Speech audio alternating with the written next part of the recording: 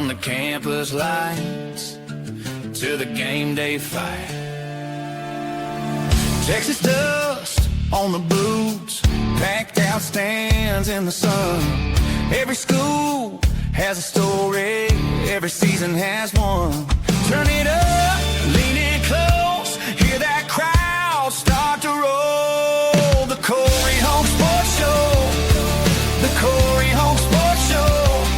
Big stories and real conversations, bring the truth, let it roll. The Corey Home Sports Show, the Corey Home Sports Show. For the schools beyond the spotlight, where the heart of the game still shows. This is the Corey Hogue Sports Show, Monday, August 10th, episode number 13. Big thank you to anyone who's listening on whatever podcast platform you find us on, or if you're watching Facebook, YouTube, Substack. I got to tell you, did not get in trouble with my son. Like and subscribe, please, on all the platforms, Facebook, YouTube, anything you can. Subscribe on Substack. Please like and subscribe. We want to thank you for watching. Get those comments in as well. Get whatever it is you want to talk about in there, and we will get to those as the show progresses. Some new things that came out on the Substack today, and it was the 5-question series got started today, as my screen just decided to go crazy a little bit for no reason. Love that. Let me get that fixed again, if I can. Or maybe I can't. Anyway, the 5-question series started last Friday with the NJCAA and moved itself to today. I had the Sooner Athletic Conference. We're going to be going Monday, Wednesday, Friday. You can find those. So the next one's coming out Wednesday, and we're going to head up into the Division III, and it will finish on the Wednesday before the season starts with the United Athletic Conference. Don't forget, Thursday night, March to the Pod will be on the podcast. It'll be live at 6 o'clock talking about everything Sam Houston, a lot to talk about. Soccer, it's beginning this week. The 26-27 athletic year starts this weekend with soccer. So definitely head over to March to the Pod. Sam Houston got a big donation sponsorship agreement last week. There's more stuff coming down. Definitely want to pay attention there. And while we're talking about it, I do want to update you. Right now, I'm not planning a show for Wednesday. That could change if there is enough to discuss. We'll see. We'll see.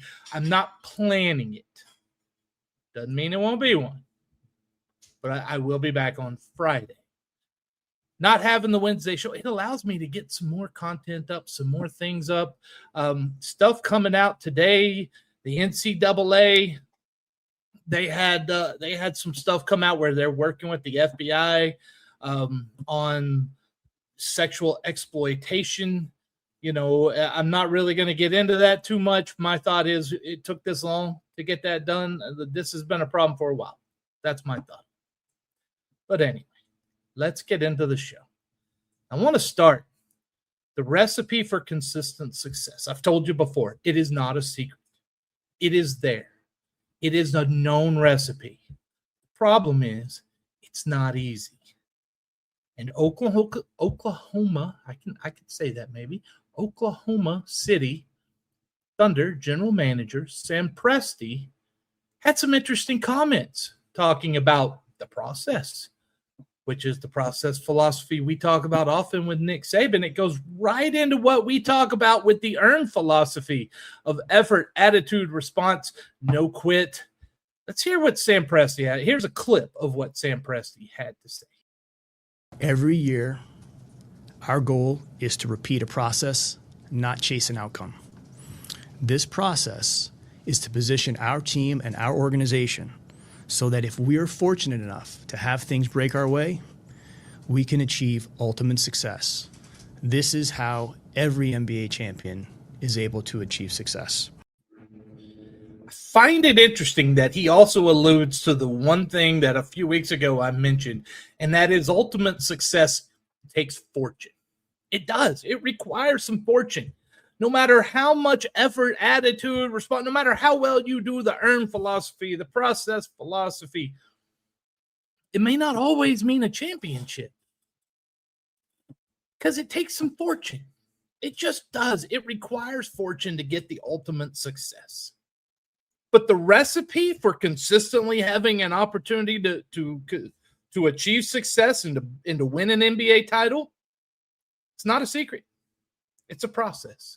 And it's a process that Sam Presti knows. And that is why the Oklahoma City Thunder are consistently at the top of the NBA. There's some other things he had to say. I clipped that video from Josh Chambers on X.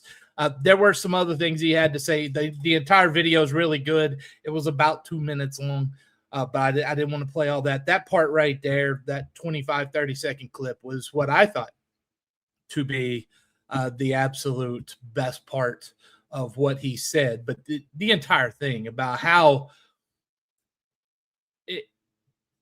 it's not easy. It's not a secret. It's not easy. And it requires you to go back and restart that process. And he even talked about building a team that you would want to be a part of. That locker room matters. Build, recruit, find those players that you would want to be a part of as well. So the recipe's not easy. The recipe's not a secret.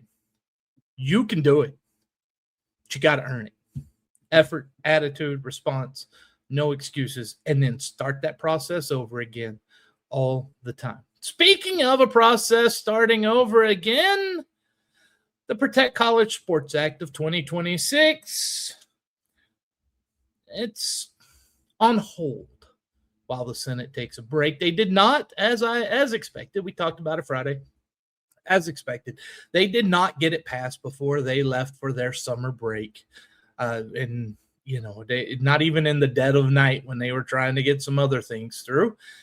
The other thing about it is because of the amendments put in there by the Senate, this act still will have to go through the House of Representatives and get passed again by there without any changes for it to go for a signature. This look, the process of a bill, it can be messy. You know this if you remember your government classes. Some people like to say civics. It was government for us. The process can be messy. There's a House that passes a bill, Senate passes a bill. They have to get together. They have to iron out the details. Then it's got to get passed again before it can go up and get a signature just to become a law. And so the amendments we talked about Friday, there were 3 more amendments put on by senators before the 10 o'clock time frame came that evening. The bill was pretty much doomed anyway at that point. Then on the House side, you had the Black Congressional Caucus members come out and say they did not agree with some of the stuff in there or that it wasn't enough. Whatever their issue is, they have an issue with it from the HBCU side. The bill is not dead. They're coming back in 3 weeks. It's going to be on the legislative calendar. It could receive a vote. It could go through. I got to tell you, though, to me, the most realistic timeline is probably December if it's going to get passed. And then if you're passing it in December, you might not want to start anything on that until July 1st next year, after this current athletic academic year is up. It would make sense. Don't expect it. That would make sense.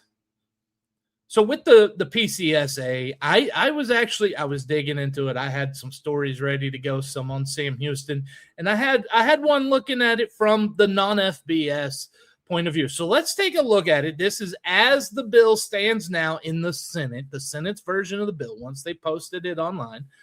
I broke it into some things. And of course, the big one we talk about first is the eligibility, the 5-for-5 standard. It would be a federal standard. It directly impacts the Division I, the FCS. It also directly impacts Division II athletes, but not Division III, not NAIA and not NJCAA. JUCO's not included in that particular 5-year provision.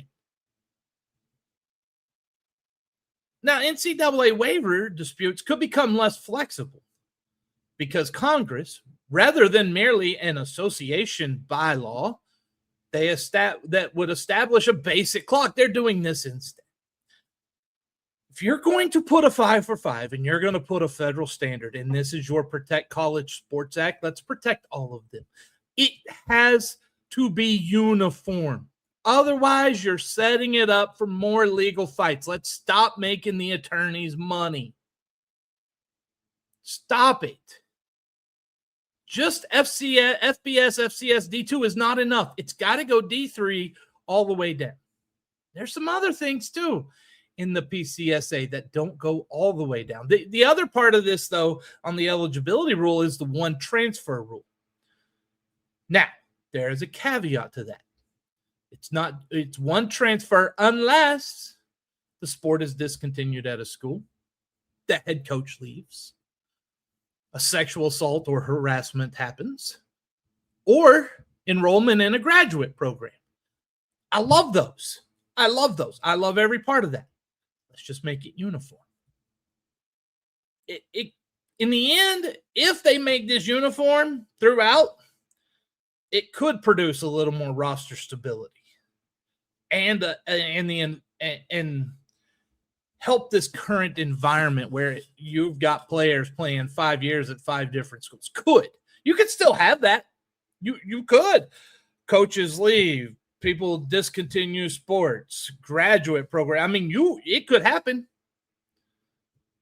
but it would be under a system we all know, rather than right now. It's just haywire. Feels like a free agency. For Division II and Division III, the same 4-year transfer protections are there because it's written very broadly rather than being restricted to just Division I. However, once again, here we are. Junior college, the wording matters. It would affect NAIA. Why? Because it says it governs transfers from one 4-year institution to another 4-year institution. So that would cover NAIA as well, but not junior college. What about them? They have got to get all of this. Look at the things that you're not getting. There's no point in passing a bill that just isn't going to last and hold up to scrutiny and cause more lawsuits and more questions and more potential problems. We've had enough of that. Just get it done the right way. Take the time necessary. If it takes till the next legislative session, so be it. So be it. But it's got to be done right.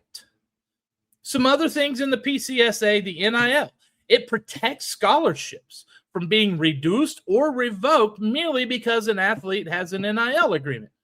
I think that's a good idea. That's protection for athletes. And athletes would have to disclose deals that exceed $600. That's fine. That works well.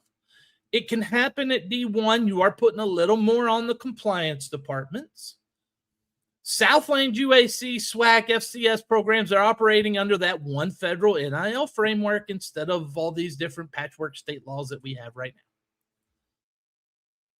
Some of these smaller athletic departments, though, would still need compliance systems capable of tracking the disclosures and determining whether deals have legitimate business purposes. And also, athletes being required to disclose deals exceeding $600. Does anyone at all see a potential problem where athletes don't disclose deals? Do we? We should. There's got to be something in there for this. D2, D3, NAIA would get some greater certainty on some of that. Although at those lower levels, some database enforcement provisions are not limited to them, but they are limited to D1. D1 it has the enforcement, the compliance framework requirements. D2, D3, NAIA, JUCO, it does not right now. Again, let's make this uniform. And if you're going to do this, and then you're going to expect compliance departments to work, the NCAA, if you're going to go over 600, maybe they need to approve a deal. Similar to what MLB does, NFL does with all the contracts. Maybe that's an answer. Maybe it's not. Maybe it is. And if that's the case, then you're helping out these compliance departments. And if you do it by division, FBS, FCS, D2, D3, etc., and they're, now they get the staffing for it, it can happen. But again, that becomes a question of money. And there's just not a lot around right now. So when you start looking at adding compliance to the NCAA divisions or the NAIA, JUCO, this is where you start to get into some touchy ground, because they might not have that money. That money just isn't as available as it seems, and especially not as available as it is for the bigger colleges and bigger conferences. One other point in the PCSA, representation for smaller conferences. It defines a mid-sized conference as one generating less than $500 million in annual revenue. This is for the FCS, think Southland UAC SWAC.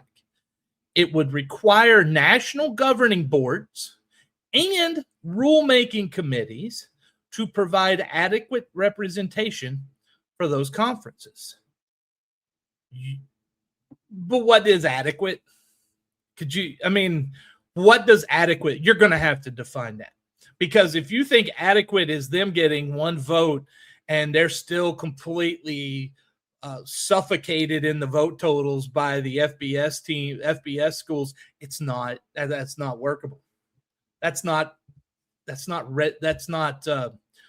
adequate representation, in my opinion.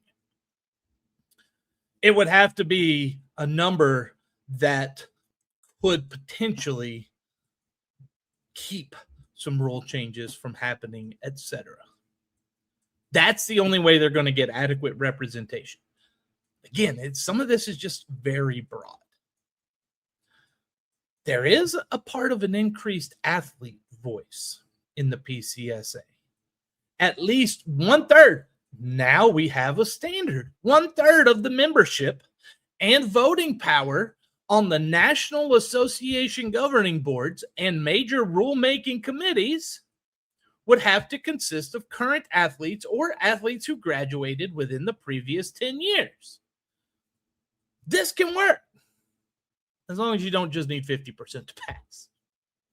Here you got 1/3 of the membership being athletes current or within 10 years.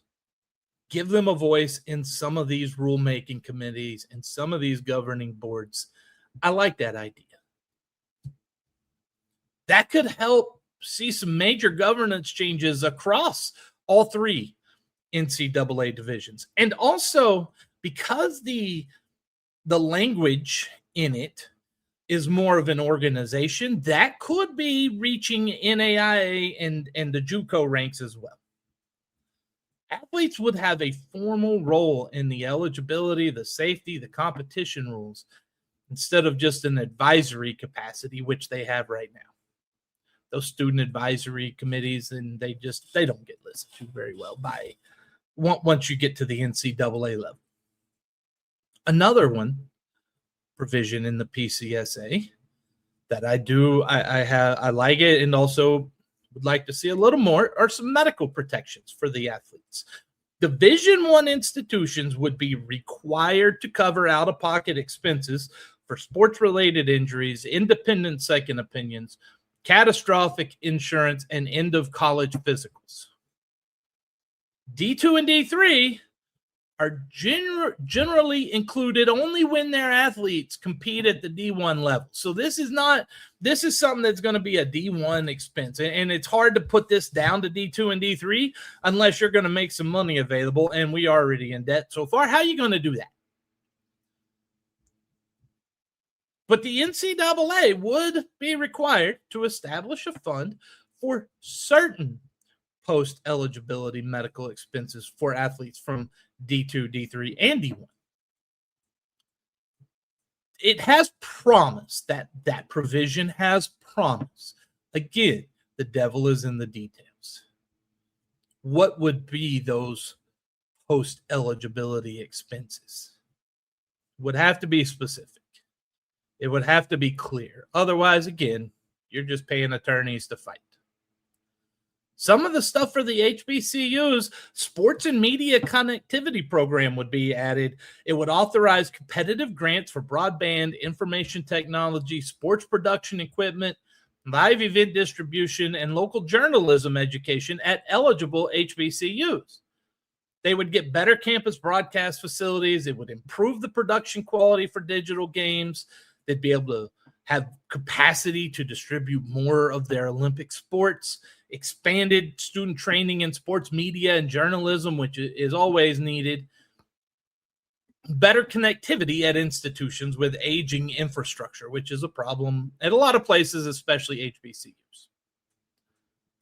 I like this. I'm not sure. I didn't get into or dig into, and I don't know that they even made specific what the Congressional Black Caucus problem is. I would think they don't have a problem with this area. They might be looking for something else on top of it somewhere, along with the athlete provisions or something of that nature. But I think overall that could be a positive. My overall thoughts on the PCSA, it's more stability, but it is far from a solution for everyone at every level. And unless you're going to come up with something that can be as much for everyone at every level as we could possibly as humans have happen, you're leaving things undone and you're leaving problems to happen. If you're going to do it right. My confidence in it being done right, slim and none. Let's face it. It's dysfunctional in Washington. It's dysfunctional a lot of places. I would love to see them be functional. I will praise them if they are. Reality is likely something different. Moving on. Texas A&M Texarkana. Big media push unveiling a new logo. So let's take a look at the video that they released at 10 o'clock this morning.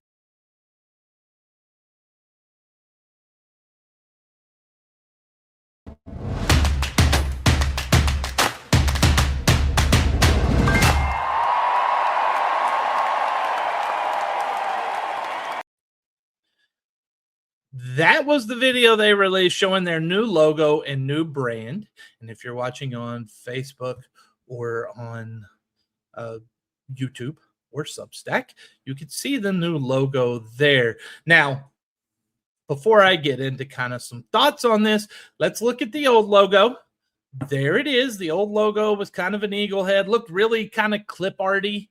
It's okay. The new one is definitely better. I do think they improved. I love the colors. You could have a light blue home jersey, a dark blue away jersey, a white home jersey with it. There's some options you have there. The logo itself looks a little less clip arty. I mean, listen, when it comes to these things, how do you get a logo that's not around, especially when you're the Eagles? A logo that looks more original. It's difficult. But what I do like about this is that Texas A&M Texarkana is not coming into this new era of Division II in football without they're making some statements. And if they're doing this, hopefully that leads to success on the field. Time will tell. But I like this. I like it. It's a good move. I'm for anyone who wants to improve it. What I'm not for are teams that change logos every 2 years. That we got to get off of that, right? That's just how that goes. Other news, quickly, that has come around. Cannon Gibson reported last week has left the Abilene Christian program. He was one of, I think, 5 or 6 quarterbacks competing in that quarterback room at ACU. Nebraska transfer Marcos Davila. He is considered the front runner. He's the one that majority of the louder fans on social media will want. Other people in the room right now: sophomore John David Black, Western Kentucky transfer Tucker Parks, and Wichita Falls Memorial former Rider freshman Jed Castles, whose brother been a tight end on that roster for years, is also there. I think Jed Castles is one of these days will be a good one. He'll probably take a redshirt year if I were him, or if it's the 5-for-5 eligibility rule, sit out. But he's the future, in my opinion. But Cannon Gibson, he started at West Texas A&M, transferred to UT Permian Basin last year, had a really good year. Then entered the portal again. Head coach Chris McCullough left, departed for the FCS. And so Gibson transferred to Abilene Christian. He did tell KMID TV in Midland that he didn't feel the love for the game. Some of the sources I reached out to said it just wasn't a good fit for him at Abilene. And listen, Abilene Christian's not a place for everybody. Not every place is a place for everybody, period. But especially at Abilene Christian. You're in a Church of Christ school. There are different things, different standards, some different rules apply that don't apply at other schools, public schools, and things like UTPB. So I understand.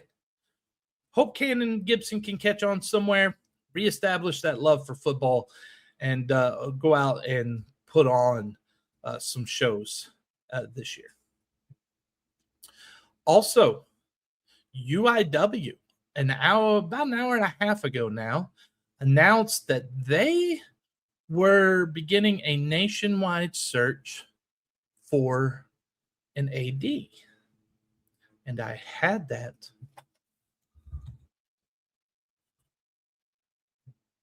column pulled up, and now I don't. So let me get that pulled up again here. Get back over to UIW's website. You apologize for that. They launched a national search. Now, remember, their director of athletics, Richard Duran, left and went to Northern Colorado. And last week or week before, they announced an interim. They announced 2 people pretty much serving in the interim position. Now, today, they announced they have partnered with athletics admin to identify their next, the actual full-time director of athletics. They're going to evaluate qualified candidates, and they're also appointing a small search committee to assist throughout the process. They did not announce a definitive timeline for that process, but they did say they anticipate its next director of athletics coming around the winter of 26-27. So winter sports are usually November to February. So that's kind of a time frame where they kind of hope to have a person named as their next director of athletics. Whoever is selected will be the 5th full-time director of athletics during UIW's Division I era. They also said if you want to apply, UIWAD.com. Go there. Learn about the university, the athletics, and learn how to apply. And applications receive full consideration if submitted by Friday, September 11th. So UIW will go, it appears. This doesn't necessarily mean they're going out of house, but it signals that they're going out of house. You're usually not opening it up to a national search if you plan on keeping one of the people in house. Just my opinion on that. That is not always the case in this, but it does feel that way. And that is it.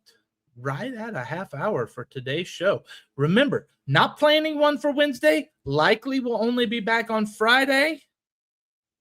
Until then, keep it tuned to CoreyHoagSports.substack.com. There's lots of good stuff coming out here, including on Thursday. I'm going to release a story to get us all prepared for this new year of football with updated rule changes for 2026.